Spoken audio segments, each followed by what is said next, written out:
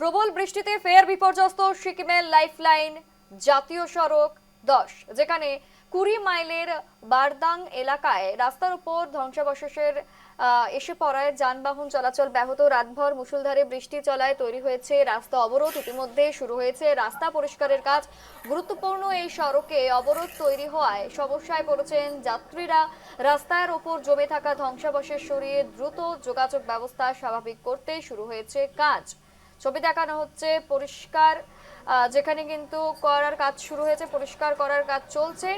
রাস্তার ওপর ঠিক এভাবেই একেবারে পাথর বা ওপর থেকে ধস নেমে পড়ায় যানবাহন চলাচল ব্যাহত এবং ইতিমধ্যেই কিন্তু রাস্তা সাফাই বা পরিষ্কারের কাজ চলছে। 20 মাইল এলাকায় অবরুদ্ধ হয়ে পড়েছে 10 নম্বর জাতীয় সড়ক।